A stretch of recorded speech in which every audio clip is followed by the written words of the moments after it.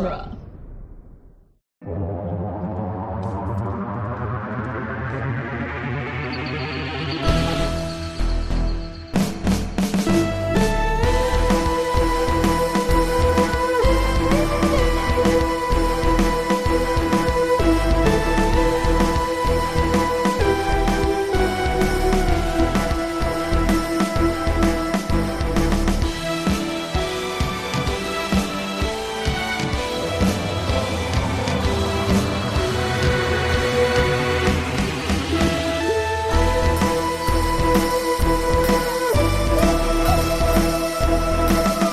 Hello and welcome back to the Doctor's Companion presents Doctor Who, The Long Way Round, the weekly podcast where we review and discuss every episode of Doctor Who, one doctor at a time. I'm Nick Jimenez. I'm Scott Corelli. And I'm Cass Fredrickson. Today on the show, we'll be discussing Seeds of Doom, the Fourth Doctor's 11th story.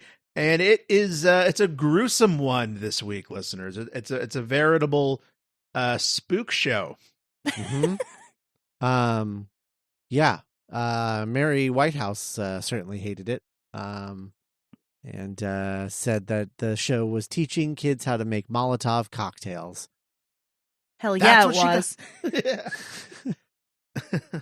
Yeah. Ace approves. Yeah, that leads me to another question. After 2 episodes this round featuring Molotov cocktails being called bombs, is that true?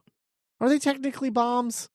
What's a bomb? A thing that ignites and causes a chemical reaction and then it makes an explosion, Right, it makes an explosion. Like, I don't know. I guess I just don't even I think of like Molotov cocktails less as explosions and more as like burning. Yeah, like incendiary. I see what you mean. Yeah, thing? incendiary. Yeah. Right. So, according to Wikipedia, oh, good. Cass, you're right on the money. A Molotov cocktail is a hand-thrown incendiary weapon consisting of a frangible container filled with a flammable substances and equipped with a fuse. Yeah. So it's kind of a bomb. So you throw it and it shatters on impact. Right. So it's a bit like a grenade, I guess, in that regard. Right. But I guess, like, I don't know. It's not like it says fuse, but by fuse they just mean something on fire close to the thing that could be set on fire. The fuse is the shirt. Yeah, the shirt or the that... cloth or the alcohol soaked cloth or whatever. It's like a spicy candle. Right, it's a spicy candle. Spicy candle. And in the case of the bombs, the Dalek bombs, like it was like just like a breakable thing filled with acid. Right. So Seeds of Doom. This is the finale, the season finale to season 13, which was sort of like the big kind of like, I don't know, this was the show. Big episode. Yeah, this was the show getting more popular than it had ever been. And the story culminated with that popularity, which is why they had suddenly become been put on Mary Whitehouse's radar, and also like they became sort of like a crown jewel for the BBC, which is just interesting comparison point to what we've been talking about in like the 6th and 7th Doctor eras recently. So it's just it's interesting looking back at like, oh yeah, like Doctor Who has always ebbed and flowed in terms of how BBC feels about it. Are they embarrassed by it, or is it considered one of the crown jewels? Just depends on how many people are watching it. Really has nothing to do with the content of the show. Remind me exactly who Mary Whitehouse was at the time. So Mary Whitehouse, she was part of the National Viewers and Listeners Association. She was basically like, the American equivalent would be like, like the 10,000 moms against gay people or whatever, like that shit. She's like one of those people. Like, Or how dare you Jack put Thompson? gay people kissing on TV? Kids watch this, Mhm. like she's like the 70s equivalent of that. Seduction of the Innocent. Yeah, totally. So yeah, she sucks. But this story wasn't not violent. I don't know that it was Yeah. really teaching kids how to make Molotov cocktails necessarily, but it is a pretty violent story. But originally, The Seeds of Doom was not meant to be the finale to this season. Originally, it was a story called The Hand of Fear, written by Bob Baker and Dave Martin. And they were commissioned to write that in June. Of course, this story, The Slot, eventually airing January 31st, 1976 through March 6th, 1976. The Hand of Fear was commissioned in June of 75 to be the season finale of this season. However, as Baker and Martin sort of turned in their scripts, it became obvious to producer Philip Hinchcliffe that the scripts were bad and would need a lot of work. And he was like, yeah, I don't think this is ready for primetime. I don't think we can, this isn't going to be good for this season. And he was telling this to Robert Holmes, but Robert Holmes was like, I'm sorry, I don't have time to think right now. I'm rewriting Brain of Morbius, like, as we go. Like, I'm really, really busy. So he does Brain of Morbius, and then they get back. He gets back to the studio to the production offices, reads the scripts, and is like, oh my God, these are awful. We can't release these, and I don't have time to rewrite them. Like, we don't know what to do. So they go to the BBC and they're like, hey, I know you ordered such and such number of episodes, enough for a 6-parter at the end of this.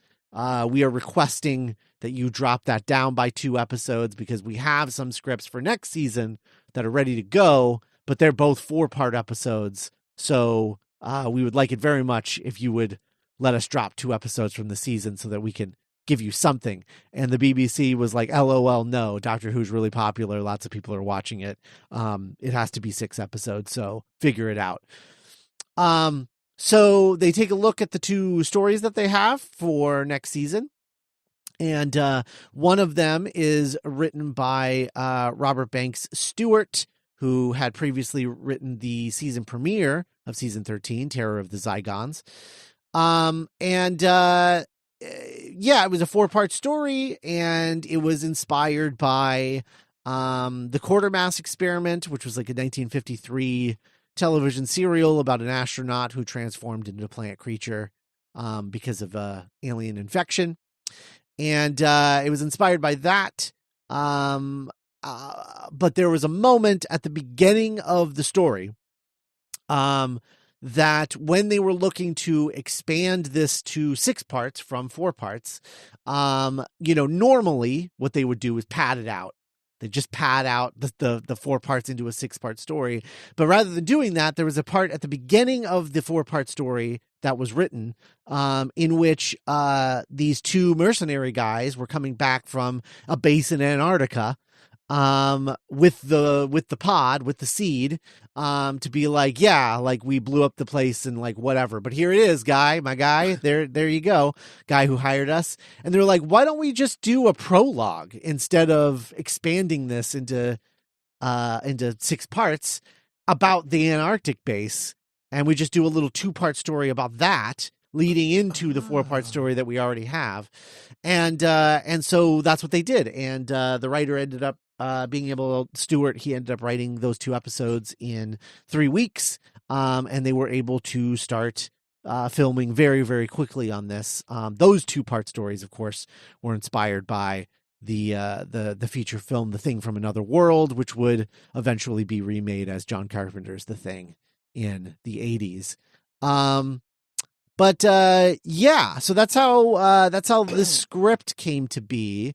This story, really, honestly, like the idea of expanding a 4-part story by like adding to it rather than just padding it out. So smart. I mean, there's a reason why the Hinchcliffe and Holmes era is like one of the best eras of classic Who, because they were smart enough to think of it in terms like that, rather than just being like, these fucking nerds, they don't give a shit. Just, pad it out. Who cares? Bullshit. It's all bullshit. Which seems to be the energy of like every other writer and producer of Doctor Who at this time. No, it's very clever. And watching this for the first time, I only noticed the trick in hindsight with you revealing it, because you're like, oh, that's right. That is kind of what that is. It's like a prologue, and then the real stuff is the running around the manor thing. But like, you don't really notice that shift when you're going through it the first time. Yeah. It's really, really cool. This was directed by Douglas Camfield.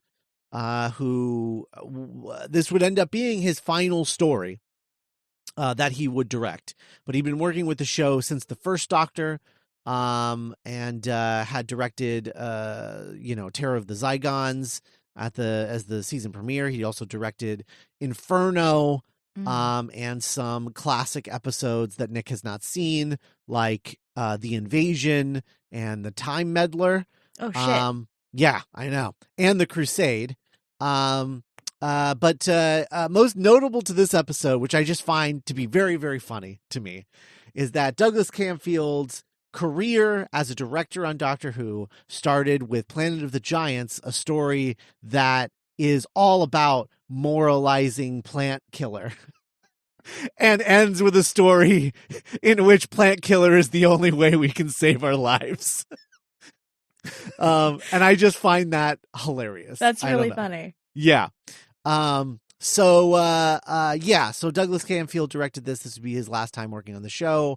Robert Banks Stewart, this would also be his last credited time working on the show. He would write another story, another very famous story called The Talons of Wang Chiang, which would then be heavily rewritten to the point where his name was not. It did not remain on the final product. And then he would never work for the show again. But I think he's a pretty good writer. This is pretty good.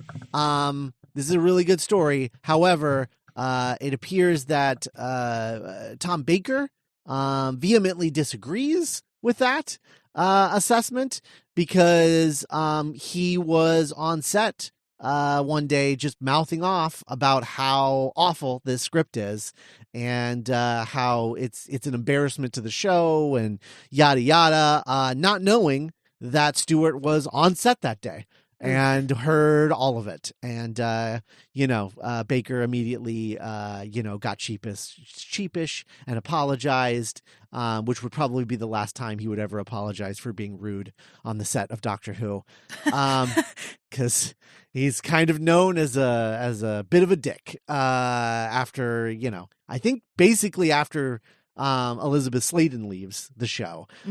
Speaking of which, Elizabeth Sladen ended this story being like, I've had 3 years on this show. It's been great, but I've been turning down a lot of really cool job offers. And toward the end of this shoot, she had to turn down an offer to star in a feature film. And at that point, she was like, okay, I think I gotta go. I think I have to leave.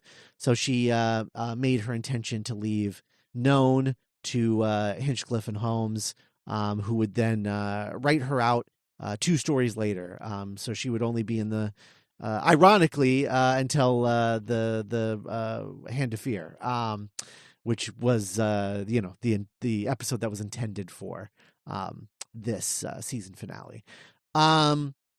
Also, just like one other little note, is that Hinchcliffe and Holmes hate UNIT, just hate UNIT, and don't like the military being involved in Doctor Who and all of that. So they very conspiratorially decided to write UNIT out of the show by basically bringing UNIT back in the story without any of the characters that people like, therefore disconnecting UNIT from from characters that have fans and are just now it's just an organization. And they tried to basically get fans to lose interest in UNIT entirely.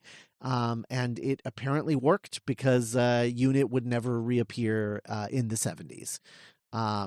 So it wasn't until basically in like I don't know, sometime in the 80s, like was it I was think it said like Battlefield was the next time. Was that the next time that UNIT? Yeah, and then the next time that the Brigadier showed up was in the Fifth Doctor story we just talked about, right? Yeah. Yeah, the time loop one. Yeah, the time loop one. So yeah, and UNIT's not even in that because he's retired. So yeah, it's like mentioned. Right, right. So it's it's a long time before UNIT comes back around, and that's because Hinchcliffe and Holmes thought it sucked, and and there you go. I think that's also really smart of them too, because it's like that's why people, like the Brigadier and stuff is like why people like UNIT, I think. Right. And then like they're like, well, if we just don't bring that actor back, like no one's going to care about the government organization, and they were right. Like, right. Like there's a part towards the end where they're like, oh, time to bring in UNIT, and I'm like, okay, who's it going to be? Who's going to get the call? Who's going to get it? But it was just like, anonymous, unnamed actors instead of like Yates or like the Brigadier. So it's savvy. Yeah, no one that has your heart. And they were like, see, you don't like UNIT, you like those characters. Fuck off. And that was that. So that is the Seeds of Doom. A very good story that I will admit right now, somehow I completely missed. Last week I was talking about how I didn't remember this story, or I would confuse it with the Green Death. I think either I confused it so much with the Green Death that I had just assumed I'd already seen it, or I don't know if it was like not available somehow while I was like watching all of this the first time through, but like for some reason this completely slipped by me and I had never seen this before. Oh shit. What? Yeah, so I got like a new Fourth Doctor story, That's which was pretty cool. Yeah, and a good one. Cuz I will make the bold claim that I think that Chase is top 5, maybe top 3 humanoid villain on Doctor Who. Like period? Yeah, period. Wow. I love him. He is a absolute maniac, and I think he's so fun. He's like a hybrid of a Batman villain and a Bond villain. Yes. Yeah. Yeah. He's also like, as a Swamp Thing fan, he's very Anton Arcane coded. It's just fascinating. I just like, there's a lot of Swamp Thing going on in this, and it was a lot of fun for me. I'm a big fan of this. This was a really good story. So what did you think, Nick, overall? I it ended up kind of having the same similar momentum to I'm sorry, listeners. They just Cass and Scott both took a drink at the exact same time, and it was really adorable. So synced up they were. Compatible. It kind of reminded me of Dalek Invasion of Earth a few weeks back, where I was kind of like, there was parts when they were in the manor that I was like, okay, what do we do? And at one point in my notes, I'm like, how is this 6 episodes? But then it really like ratchets up, and there's like some all-timer 4 moments for me, which it bums me out knowing like how little he thought of the script. Mm-hmm. And I thought of another episode. I thought of a bunch of episodes we talked about last season. Weirdly, I mean, Terror of the Vervoids, because of like the plant turning on animal stuff. But also Ghostlight, because I remember a big criticism for Ghostlight was how like thematically loose it was. It was like, there's time travel, there's England, there's aliens, there's like evolution. And this was just so it's plants. Yeah. The theme is plants. Every trap, every twist, every like line was just really milking that premise. And I thought that was really cool. Yeah. Cass is the only one among us who had apparently seen this before. Yeah, that's exciting. Yeah. What are your thoughts on revisiting it? I think that it plays better the more I watch it. I really like the structure of it and like the background stuff that you were talking about, how they like expanded, like they made it a prologue to pad it out into 6 episodes instead of 4. I think that's really clever because I like how it's like basically like pairs of 2 episodes. Like we get the Antarctic base and then that's resolved, and then like the 3rd and 4th episode we have Chase as like the main antagonist, and then in 5 and 6 we have the actual like big plant monster Krynoid thing as the big bad. So I think that's really clever. I don't know what Tom Baker was talking about, man. Like the script is really good. my feeling is that everything that we know about Tom Baker and what his vision for the Doctor is and for the show is, which is that like I want to be really funny, right? And this just isn't a funny story for him. I think he found a few spots here and there, but what I find so fascinating about this story is I love when the 4th Doctor, and it's kind of specifically the 4th Doctor, it's a very 4th Doctor thing, where he is so scared that he's angry. Yeah. And like gets like really angry with people like all the time because he's terrified. And I love that, but I could see if the thing that you think people want from your character is to be funny and like, you know, silly and wacky or whatever, like this is probably not your favorite story, I would imagine. But he's wrong. And it rules. Like yeah, no, like there's a moment where I think it's episode 2 where like the bad guy takes Sarah out of the room and he like yells like the bad guy's name, and like he does it like 3 times, and like you can tell that it's like it's really good acting and it's like really well directed. Like it's I don't know, this is a good one for everyone. Yeah, absolutely. You want to take us through? Yeah.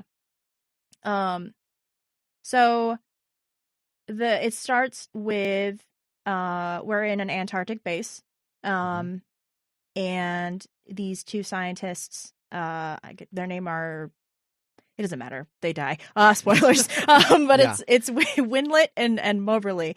So they uncover this pod in the ice.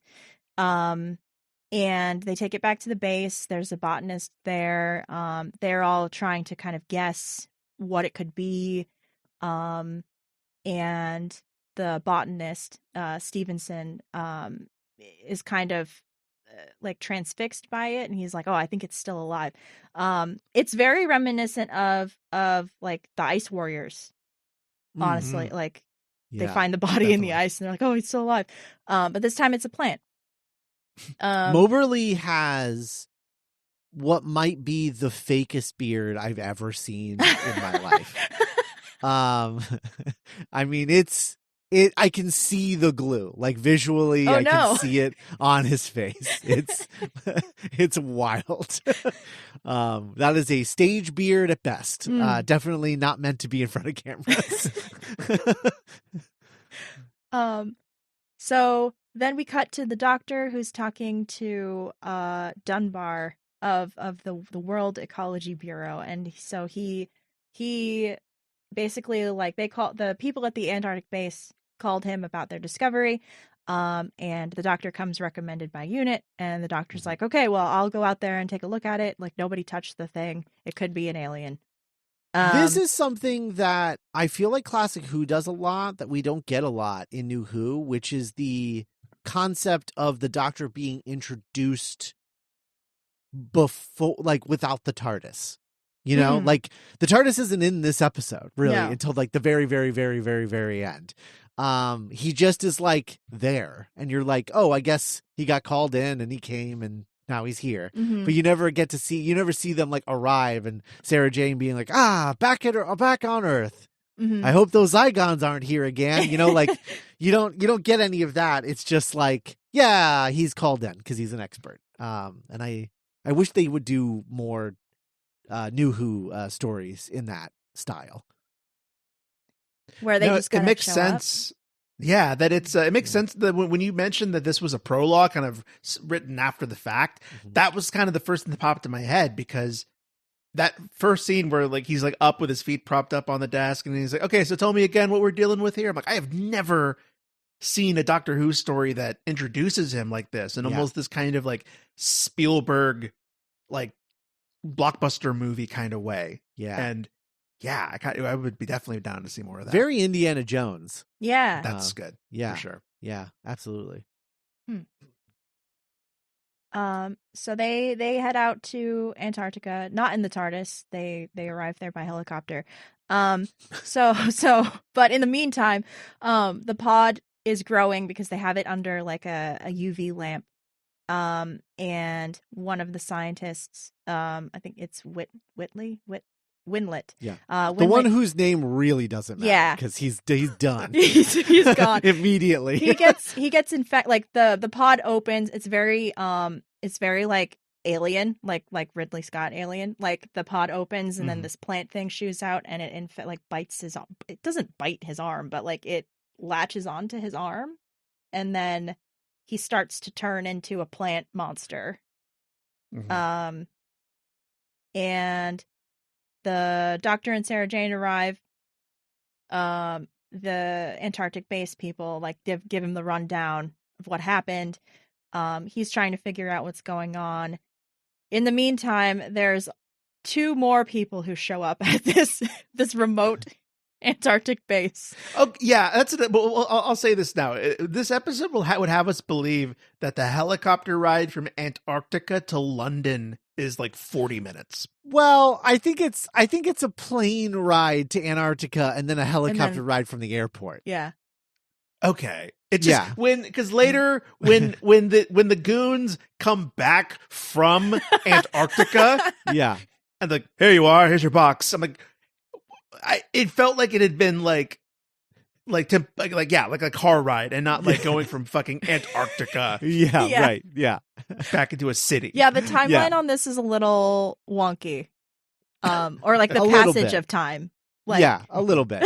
You can squint and be like, I guess there was some time there. that Like passed emotionally, by, but- narratively, you don't care, but it's Right. just like Yeah. in the moment, I was like, "Whoa, okay, they're back now." I guess, okay, Yeah, it feels like they didn't feel the need to like. Just they're like, yeah, it took them 2 days. We're not going to show it. Yeah, Like, yeah, whatever. yeah. You know, if this were like a novel, like a Victorian novel, it would be like, and then they breakfasted and rested for 2 weeks yeah, at this estate, and yes. met an Egyptian. I would love to breakfast for 2 weeks. Right? Uh, So these 2 men named Scorby and Keeler, they work for a guy named Harrison Chase, which is a great villain name. Like top tier villain name. Chef's kiss of a villain. Name. Absolutely. And Chase is like an eccentric millionaire. He's got poison ivy vibes in that he likes plants too much. And he has like Dunbar is like kind of feeding him information on the sly because he wants more money. And so Dunbar tells him about the pod they found in Antarctica, and the millionaire needs it because he does. So he collects sends like rare plants. Yeah.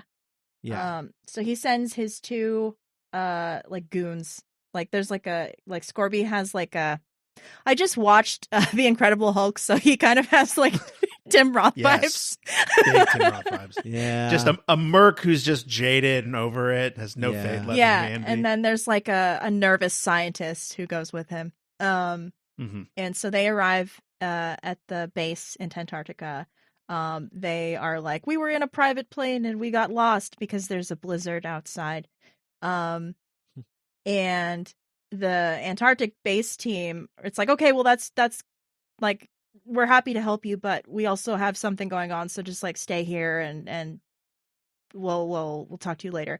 And then they like start sabotaging like the equipment and everything because they're here to retrieve the pod.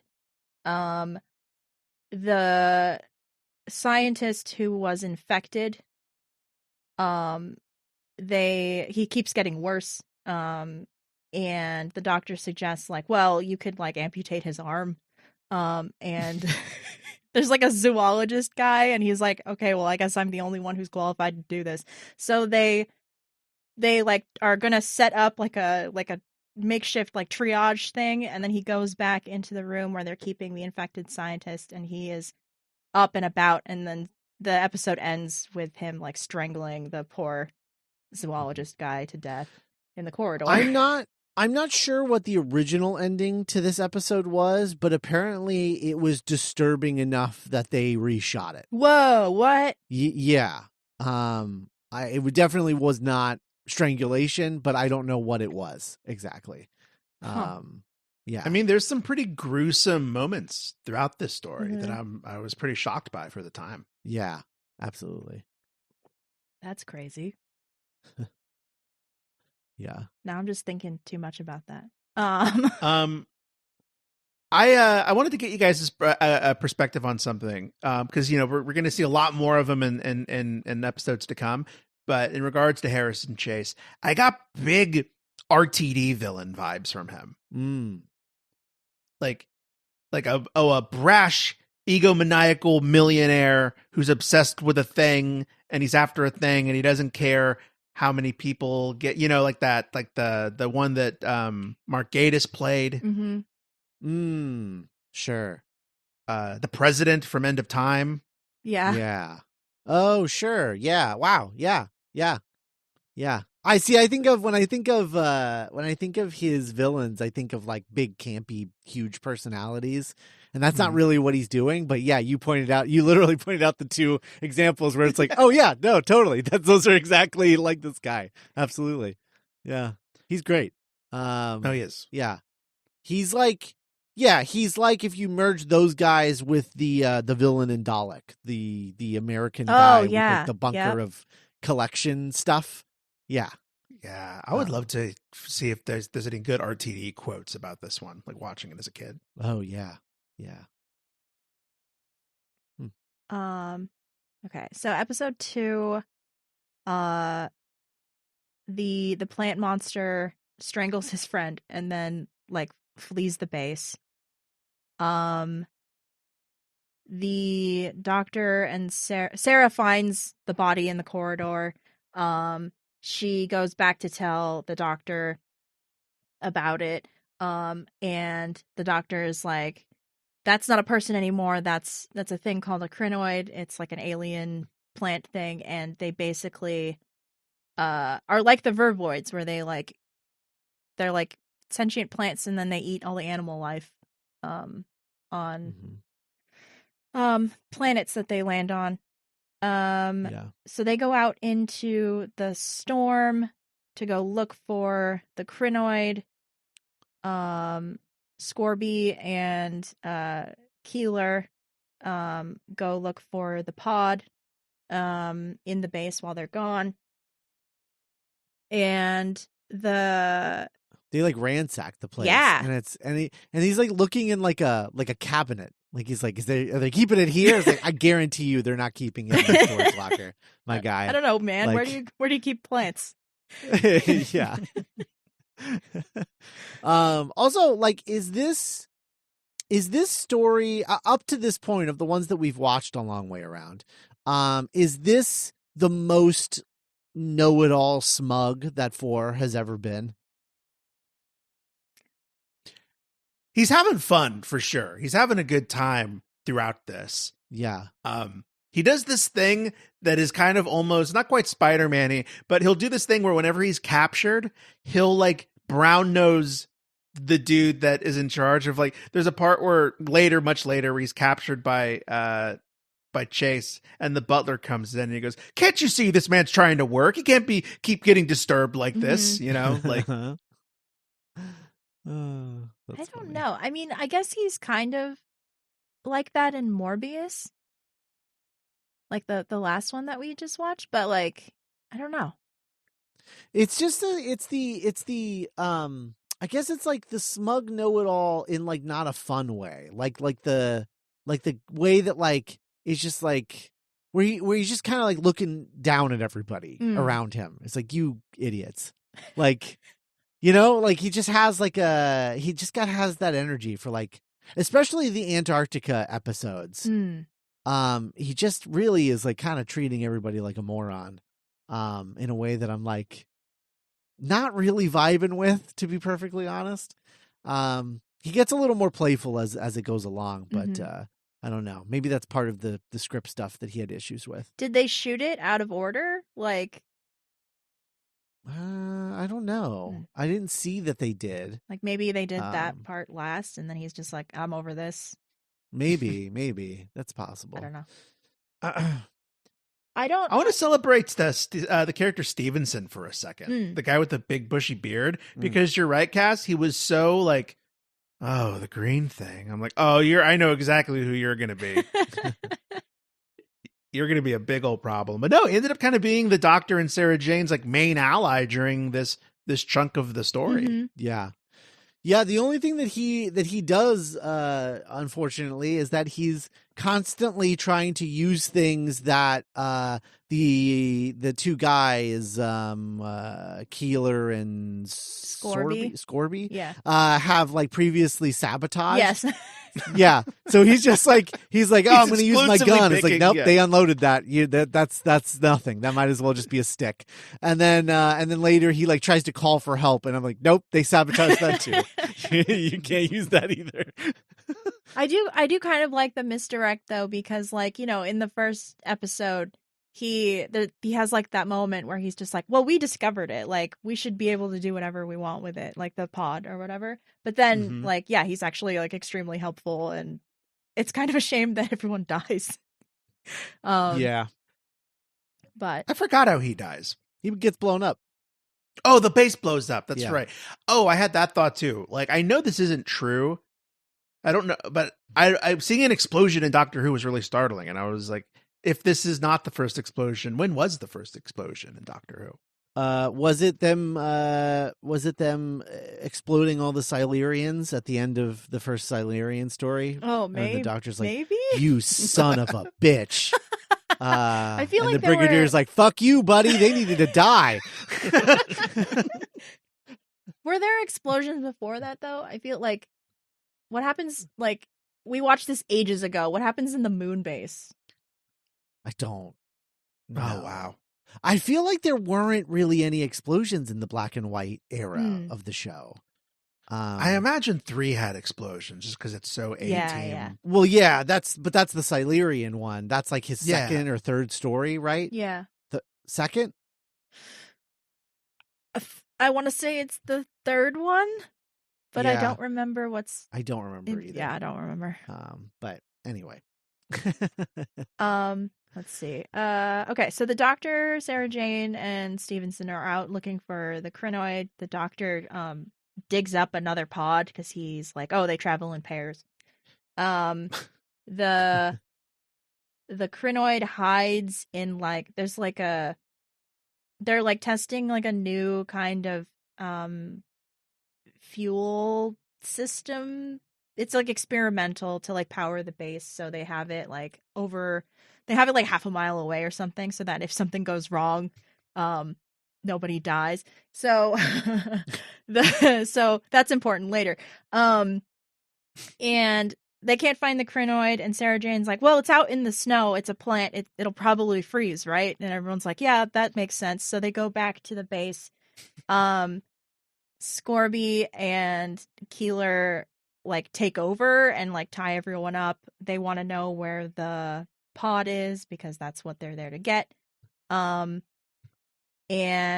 the funniest thing about this is like no one's talking until he aims a gun at Sarah Jane, and then the Doctor's like, it's in the freezer, and he's, I knew you'd tell me. And then he turns to Stevenson and he goes, where's the freezer? It's just so funny because I just like, well, you're just back to where you started. Now you got to like make somebody tell you where it is, even still. I just think that's so funny.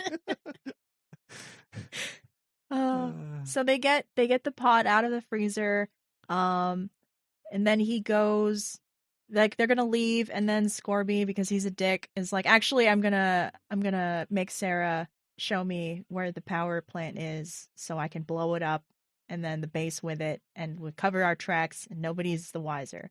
Which is actually like a really good, solid villain plan. But the Doctor gets free. He tells Stevenson, the scientist, to contact where the rest of the Antarctic scientists are. But the radio was cut. And he goes to go save Sarah. They the bad guys rig up a bomb in the generator. The Doctor manages to find her, like, I don't know, like a minute before the bomb goes off, and then like the Krynoid happens to like wander in. And they lock the thing inside. And the hut, like the generator explodes, and then the base explodes. And that's how the episode ends. I really want to take a moment and celebrate Elizabeth Sladen's acting as the bomb is going off. Just like really great. Like, again, like I said last time with the Morbius, just really human reactions. Yeah. And like emotions. Yeah. And it's so interesting too that the story like has it's so interesting to me. Like, I wonder if John Carpenter was a Doctor Who fan, and just was like, oh yeah, like that's really interesting to like start your story with like, oh, like what happened before? Like, you know, like that concept, you know, because it's so interesting that like there were two pods, one gets away, and we've just seen everything that can go wrong. Right. With one of these pods, but we ended that, but now we've got a whole new problem because there's a second pod, and now it's headed to London. And it's just so interesting as a way of like building stakes and tension of like, we know where this is leading and it's not good. You know, it's like starting the Thing remake with the dog. I mean, like, what's this dog's deal? You're going to find out what that dog's deal is.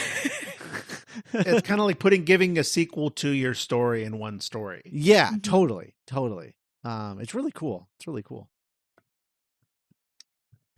So the Doctor and Sarah are rescued by the other scientists who were like, I don't know, they were like a day away or something, like measuring snow or whatever you do in the Antarctic.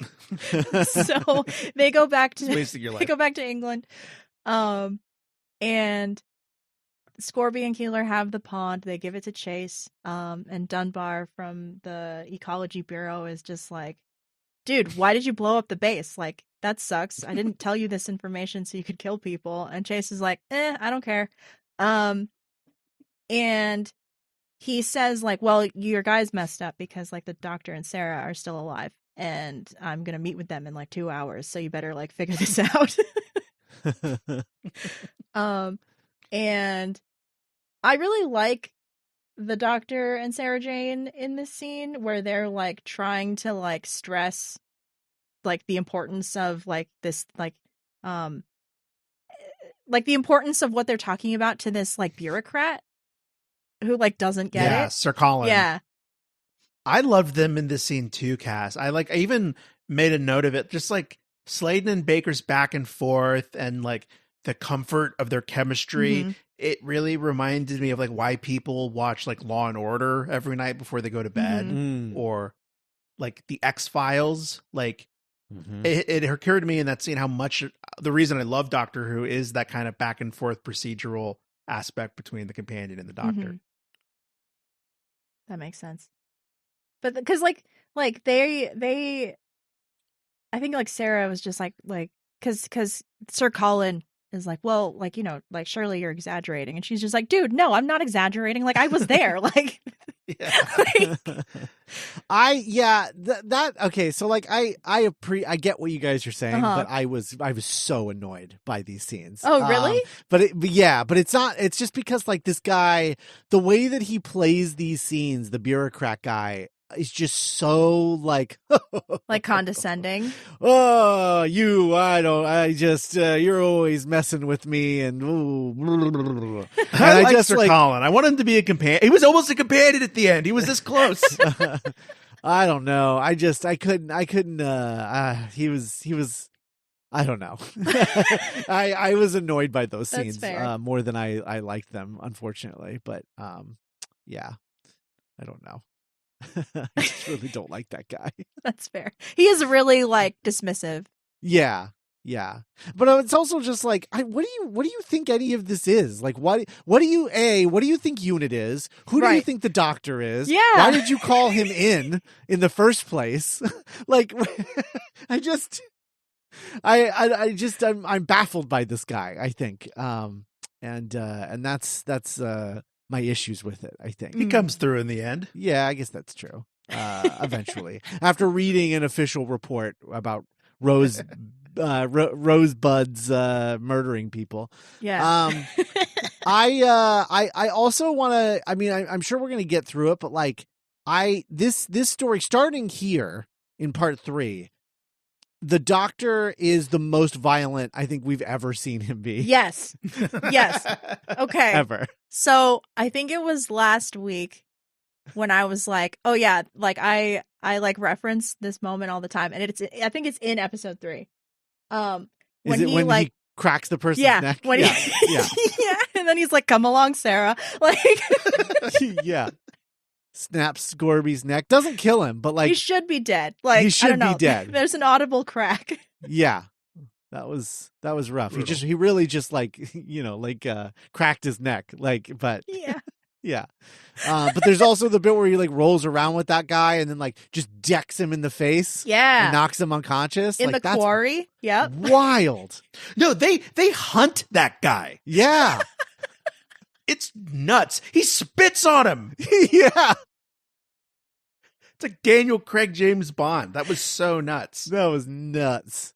I think yeah. like also because about last week too, we were talking about how scrappy like 3 is in that, and how I think Scott, you were like, it kind of reminds you of how 4 can be very physical. And I was like thinking that the entire time I was watching this. I was like, that is very much which is weird that because you've never seen this one before. Yeah. I don't know. Wild stuff. So yeah, like we were talking about, they leave the bureau and there's a car there for them.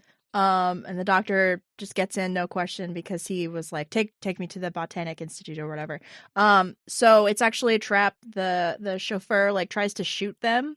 Mm-hmm. They run out of the car into a rock quarry. And they like lure the guy out and like punch him and steal his car. Yeah. Yeah. But not before Sarah Jane finds a painting in the boot. Yes. There's a pretty flower painting, so they track the artist. Yeah, down. which maybe introduces like one of my favorite characters in this. Like if Harrison wasn't in this, if Harrison Chase wasn't in this, she would absolutely the old lady artist who smokes like a chimney would absolutely be my favorite character. Amelia Ducat. Yes, Amelia Ducat. She Incredible. has like the chef from Enemy of the World vibes. Like, yes, definitely. Oh man. The best. And then you later learn that she is at the employ of Her Majesty. Mm-hmm. She's like a government asset. Yeah. God. Yeah. I love the scene where they're like, oh, well, to find out who owns this car, we just have to find out who owns this painting. I was like, wow. Why was that painting in the trunk? Like, why? Yeah. I love that he like the writer just didn't second guess that. It was just like, yeah, whatever. Like, that's fine. They need something. So let's do this. I love when the Doctor, the Doctor and Sarah Jane Dawn disguises. He's wearing like the coat, and you could see his scarf poking out of the bottom of the coat. Yeah, really good, like funny, like wacky stuff.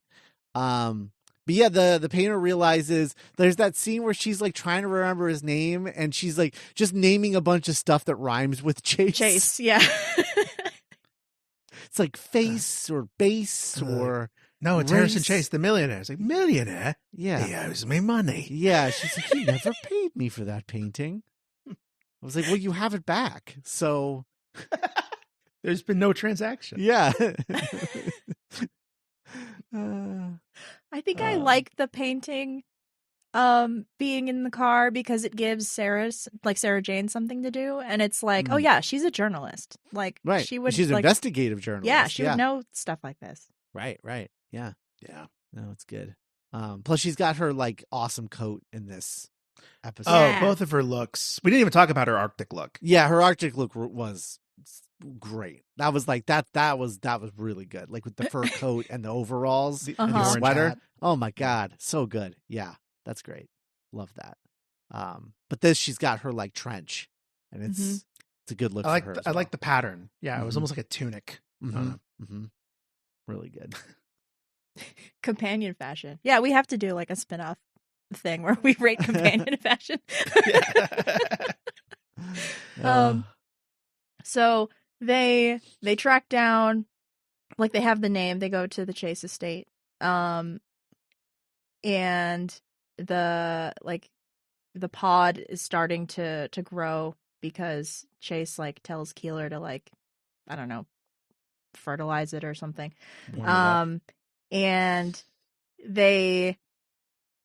so that's happening. The Doctor and Sarah are trying to infiltrate the estate, but then they get caught. And then there's that chase sequence we talked about where the Doctor snaps a guy's neck. Scorby. I mean, Scorby Yes. like literally gets his fucking ass kicked by the Doctor Yes. multiple times in this story. I love when they get captured. There's a pimp moment where they get captured and they don't even make a big show of it, but the Doctor tosses his coat on top of a goon holding a gun. Like, here, hold my fucking coat, idiot. Like, Yeah. it's so great. Yeah. It's really good. There's also the bit where he has Sarah Jane escape over the wall. And one of the things that I love about Classic Who is how not worried they are about things looking cool, because the rope safety involved in getting her over that wall, so sus. it's the dorkiest shit imaginable. Like, she's all tied off and he's like slowly lowering her. She has to untie it and then jerk the rope and let him pull it up, and like it's just so like well thought out. It almost made me wonder if they did that for the sake of children, to be like, okay, if you're gonna do this, you know, you gotta be safe about it. I don't know. It's just so funny to me. That's really funny. Yeah. So the episode ends where like Sarah gets captured again. And the Doctor is on the roof, like The looking glass, like through Yeah, the the skylight. skyline. Yeah. Skylight. The pod is ready to open, and Harrison Chase has like Sarah tied up in a chair next to it, and he's like, "Oh, well, she'll be our experiment. Like, I want to know what happens when this pod opens." Who are you? And touches human flesh. Yeah. And then He's got his creepy gloves the whole time. He's wearing his leather gloves. and then immediately part 3 opening with the Doctor crashing through the skyline. And then Hell yeah. again, like all-time villain move, because you're the job of the villain arguably is to set the hero up, you know? Yeah. Uh-huh. And so Yeah. Chase is like, "What do you do for an encore, Doctor?" And the Doctor goes, "I win." Yeah. Oh, Ah, it's good. so good. It's really good. It is. But poor Keeler gets right, yeah. infected instead. Plan just like, Yes. "Oh, you'll do." Yeah. Oh no. So he's like, "No, I heard about what happened in Antarctica. We have to get me to a hospital." And Chase is like, "No, we don't." No. So he Don't be hilarious. Stop being hilarious, idiot. We're gonna watch what happens to you. So much so that when you fall asleep, I'll be there watching you. Because like this is what he wanted to he doesn't care what human. He just wanted like a Right. human to like undergo this Yeah. process so we could see it firsthand. Yeah. Also, we sort of like went by. Oh, Hargreaves? oh, the butler? Well, no, like just Scorby getting like his absolutely like his ass kicked by the Doctor. I mean, just wrecked. Like it was wild. Like he gets his gun, he like pistol whips him, kicks him into a fireplace. Like he just gets his shit rocked. When Keeler was the one to be like, "No, I'm going to get planted next," it really locked in. Like, oh, they're really going to milk the other dude's death. Like they're really going to make him like you're going to really hate this dude by the end of the story. Mhm. Yeah. Oh yeah. Scorby. Also, I just wanna, shout out. We were talking about, all of Sarah Jane's great outfits, but I gotta point out, I think this might be peak Fourth Doctor outfit. Honestly, he has some like variations, different color combinations, things like that. But I think there's something about this look specifically that I am like really, really into. This is like peak Fourth Doctor for me. We get to see his shoes in this one, which is interesting. Mm-hmm. Kind of has like That's spats. True. Yeah, he puts them up on every desk he can find. We learned. I don't know. I guess the like the cockiness I think works for me for this one. Yeah. I don't know. Yeah. He kind of has that 10 thing that I that enchanted me as a kid. So I assume kids watching 4 felt the same way, but he rarely feels like he's out of control of the situation. Except like key moments like when Sarah Jane's captured and he's like, "Oh fuck, I'll kill you, I'll fucking kill you." Like right. But other than that, he's constantly just toying with everyone and never loses that kind of pleasant charm that you're like, "Oh, he's got this." Yeah, there's that great moment where she was like, "What are you doing with that thing? You would never shoot a gun at anyone." And he's like, "But they don't know that." And then like heads off holding his gun. I was like, "Yeah, that's pretty good." What do you guys think the Brigadier was doing in Geneva? Politicking? I don't know. Yeah, definitely Schmoozing? politicking. Yeah. Some kind of situation where he has to like dance with some woman at a ball of some sort for political gain of some kind. If I must. If I must.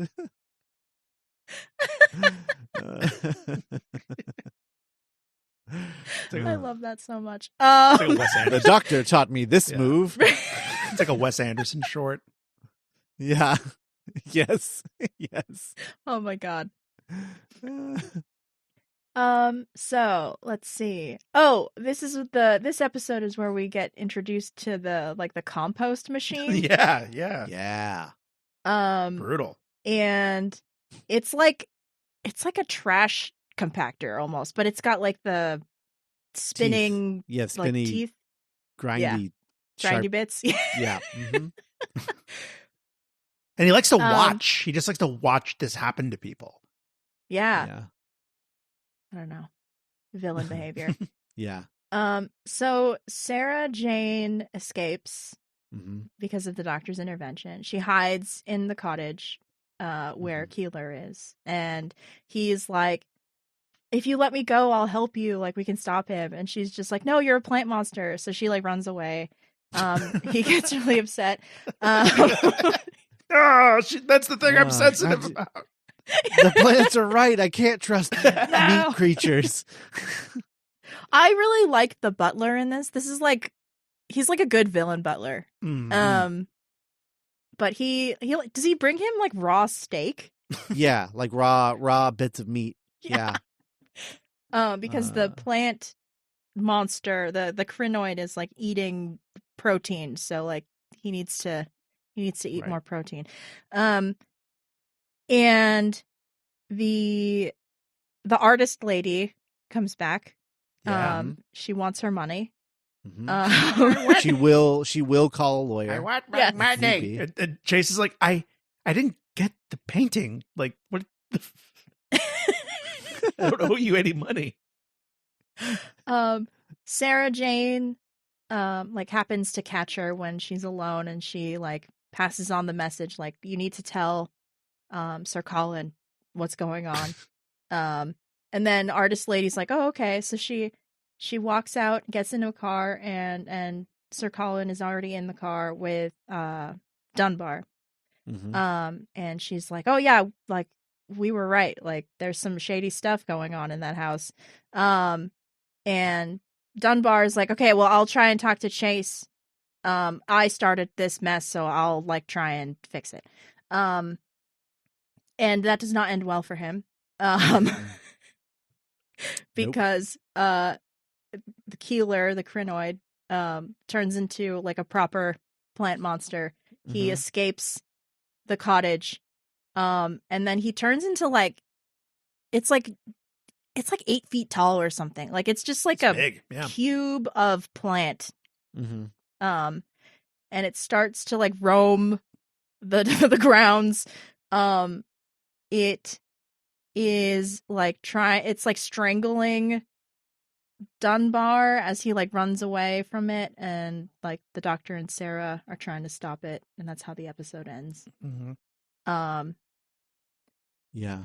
But I also there's also the bit where like so like Chase puts the Doctor into that mulcher. Oh, the compost machine, yes. The compost machine, and it's like, I have it on a timed release. I wish I could stay and watch. And I was like, God, this is you Bond villain piece of shit. Yeah. And so and then Sarah rescues him, right? Yeah, Sarah rescues him, but I love the gag where she accidentally turns it off. Not that one. Off. The other button. It's really good. oh, sorry. Oh, it's good. I love that. I love their interactions. Like they're a really good pair. Oh yeah. That would be a really fun that would be a really fun one, is to like do a Doctor companion like pairing bracket. Oh, wow. At some point. Yeah. Of like what's the best Doctor companion pairing. Yeah. That'd be pretty good. That'd be a fun one. Oh, interesting. Yeah. Cool. I had to reprogram. Halfway I thought you meant like which ranking Sarah Jane Doctor moments, but you mean like ranking gotcha. Like who had the best vibes. Yeah. Who has the best vibes together? Yeah. Moido's at the bottom.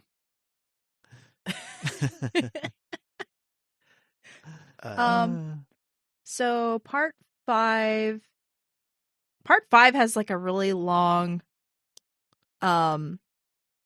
like you can always kind of tell when they're like trying to pad for time because the cliffhanger takes a few minutes to get to and then like resolve. Like, hey, wait, this is the last 5 minutes of the last episode. Yeah. I always like it because I watch it on my computer. I can just click the 30-second forward button nice. Until I see something new, and I'm like, there we go. That's cheating. So Dunbar cheating like a fox, right? Anyway. Dunbar dies. And he sure does. So now the Doctor and Sarah Jane have no choice but to like team up with Scorby, which I love, by the way. Like I love that they're like, okay, well now that there's a bigger threat, unfortunately we have to work together now. It's very Mummy. It's very like the Mummy. Yes. Because they're just back and forth the whole time. Like, you know, we're all gonna die. It's like, well, not everyone's a freaking coward pussy killer. Right. Idiot. Sarah Jane, please don't language. Language. Holy wow. Children watch this. My God. Barry Whitehouse did not like the moment where Sarah Jane called that man a killer pussy idiot coward or whatever. Right before you taught all the kids how to make Molotov cocktails. Oh, this is it, right? This is the episode where they make the Molotov. Yeah. Yeah. I do like there is a Sarah Jane moment where, because I think Scorby they like learned that the most of the guards on the estate like ran away, and he's just like, oh, they're like a bunch of women, and then like they hear a scream, and Sarah Jane's like, oh, we have to help them, and Scorby's like, what? Why? Like, no, that's stupid. And she's just like, what were you saying about women? And then she like leaves to like go be a hero. And I'm like, yeah, Sarah, you tell him. And he's like, oh man, now I got to go follow her. Oh, she played my misogyny against me. Yeah. Also, Chase is missing in this episode because he heard about the big boy Krynoid and like goes out and he's like, I'm gonna take some photos. Yeah. that great moment where he's like, where's Chase? He's like, the gentleman left with his photographic camera to take some photos. He's like, what a fucking psycho. All right, lock up the doors and all the windows. And he's like, if you say so, sir. Like, R.I.P. Harrison Chase, who would have loved Annihilation. God, yeah. Oh my God, he would have lived for that for sure. But yeah, he's just out there like hiding behind bushes, just taking photos like a paparazzi of the giant, silent and perfect Krynoid. My green cathedral. So they're in the cottage. They like make the Krynoid talks, which I forgot it did. That was pretty wild. And it basically is like, give me the doctor and I'll let you guys live. And the doctor's like, well, obviously not. That's a lie. Like, they just want to get rid of me because I know what I'm doing. So they have a plan. This plan involves a Molotov cocktail. They throw it out the window to distract the Krynoid, and then the doctor runs for it and drives away to go get help. Mm-hmm. He flawless plan. Right? Yeah. He's trying to get in touch with the unit. Sarah Jane is stuck here. That's where they go to the main house. They start like boarding it up, like trying to defend themselves. Mm-hmm. The plants like there's the Krynoid, which keeps growing and growing until it's like a kaiju size. Kaiju, yeah. But then the plants themselves, like all around, like start killing people. Yeah, they eat Hargreaves. Right. Yeah. The doctor calls it a revolution. Yeah. And that piece of shit is like, I don't know when to take you seriously. He's like, take this seriously, you piece of shit. Ready to weep. This guy was killed by roses. What do you think about that, asshat? What about you? You got something to say? Like, that's his energy in that scene. It's pretty great.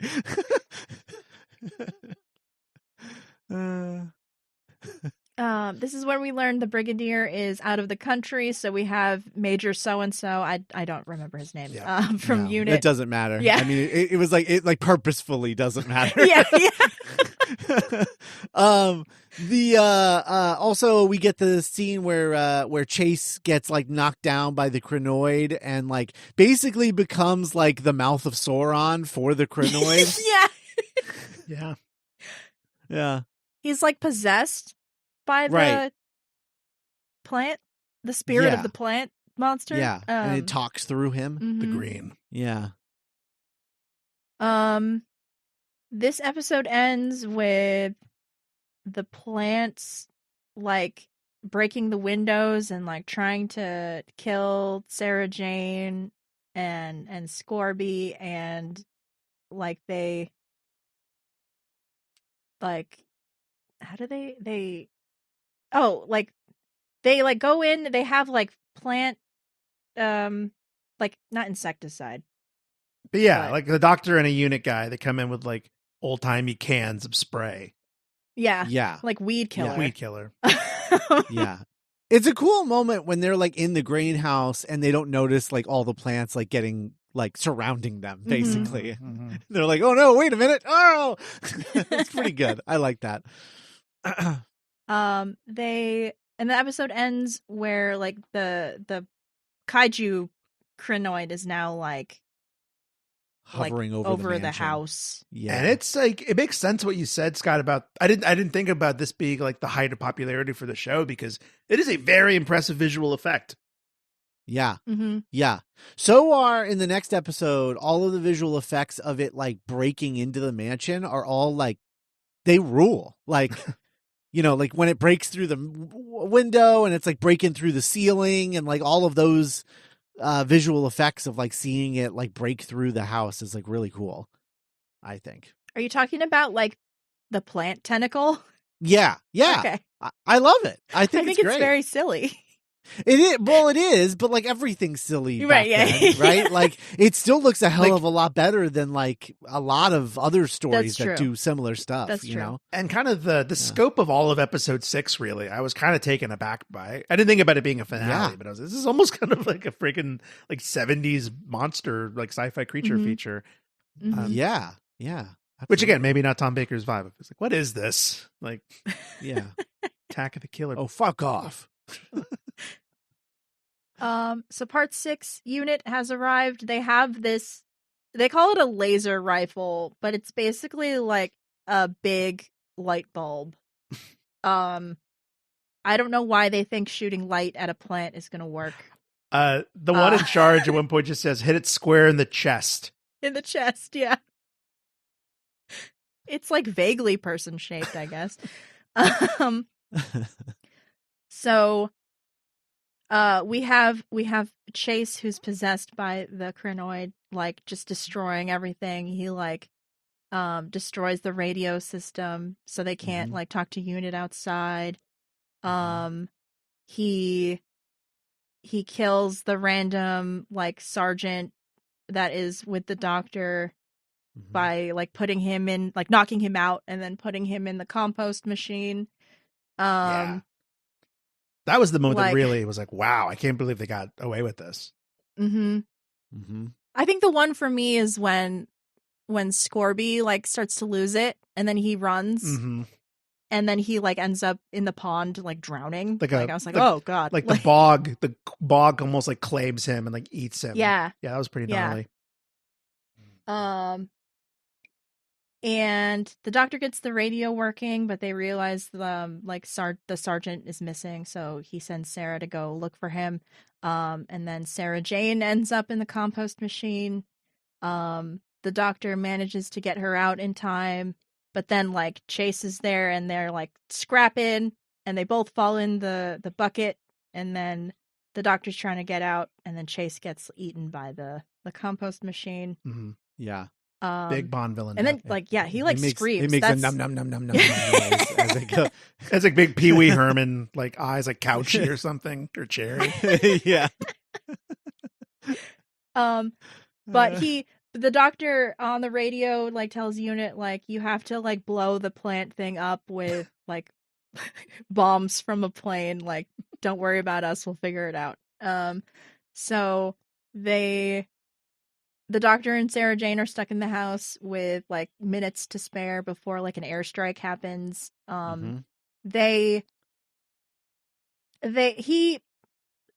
It's something to do with steam. Like he uses steam to like repel the plants, and then they get out and they're Yeah. able to get out of the house in time. It's just funny because it literally does nothing. Like, yeah. It's just like, like, they he stopped sprays moving it- a little bit. Yeah, nothing changes. They just walk through it. Yeah. And then the house gets exploded. And the plant monster along with it. And then there's like a really weird denouement scene where Oh, I love this. Sir Colin like is like trying to make sense of what happened, like wants the doctor to like talk to people, and the doctor's like, nah, I'm booked. And then like which is like, because we've seen this in New Who where like the doctor takes the companion and is like, yeah, we're going to like a beach planet, and then Yeah. like they end up somewhere else. Right. So the episode ends with Sarah Jane in a really freaking cute swimsuit, and they're like in Antarctica, like the TARDIS materializes in Antarctica.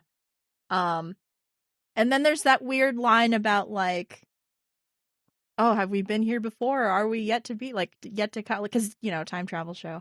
I guess Right. it makes sense for a season finale, but Yeah. it's a weird beat to end the episode on. I think it was carried to the finish line by the actors in that yeah. because like they share a laugh and it really felt like an inside joke that I don't get, but like Right. it's these two weirdos speaking their own little private best friend language. Right. Yeah.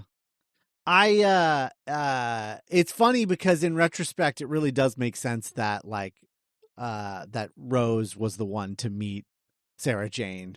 Yeah. Oh yeah. because it's very similar. Yeah. Like that end scene has very similar Yeah, it's vibes big, to like, like you going 10 my way, rows. doll? It's like, it's the only way to go. And then Scott on the other side of the TV with like the Charlie Brown like heat lines over his head because he's so annoyed. Yeah. Yes. Yes, absolutely. Yeah, a weird ending. I will say that denouement scene with the guy, with the aristocrat Sir guy, Colin. or whatever. Yeah, Sir Colin, whatever. When he's like, oh, I'll look at my schedule, but I think I'm booked for the next like 2000 millennia or whatever the fuck he said. I literally think that's just like, Robert Holmes being like, fuck unit. We're never coming back to That's this so shit. funny. Lose my number. Lose my number, bitch. Yeah. That's good. Anyway. But yeah, that's Seeds of Um, Doom. Seeds of Doom rules.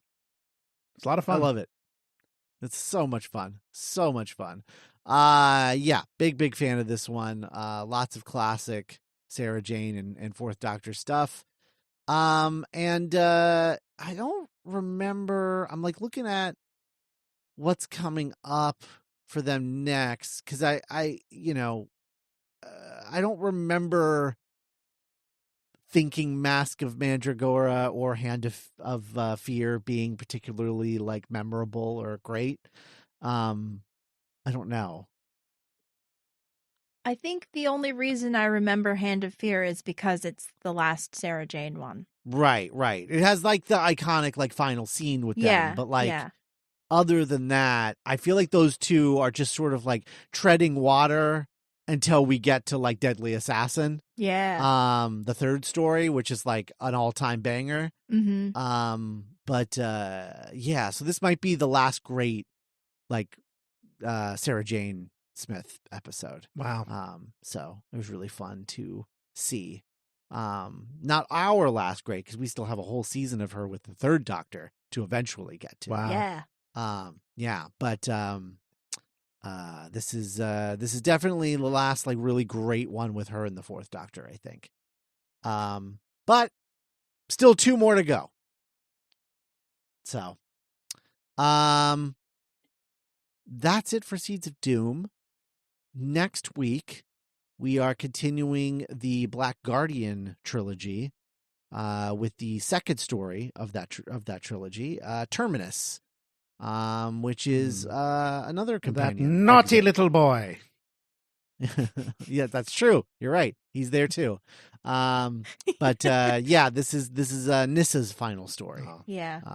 Unfortunately, because she's just too capable to stay on the show for much longer, because they're like they run out of things to do with companions who are capable. I don't know what that's about, but there you go. Anyway, so we'll be saying so long to Nyssa next week. We won't see her again until her introduction at the tail end of the Fourth Doctor era. But yeah, Terminus next week. Cool. Yay. Looking forward to it. Yeah. All right. That's it, everybody. Join the Discord if you're not already. Always fun hearing people talk about episodes we recorded months ago, and being like, "Oh yeah, that's right, we did say that." That sure Okay. was the thing I said. Yeah. But join the Discord. Links in the show notes. Thanks everyone for listening, and I guess like and subscribe if you're listening to this on YouTube. Hell yeah. And, yeah, we'll see you next week with Terminus. Bye, everybody.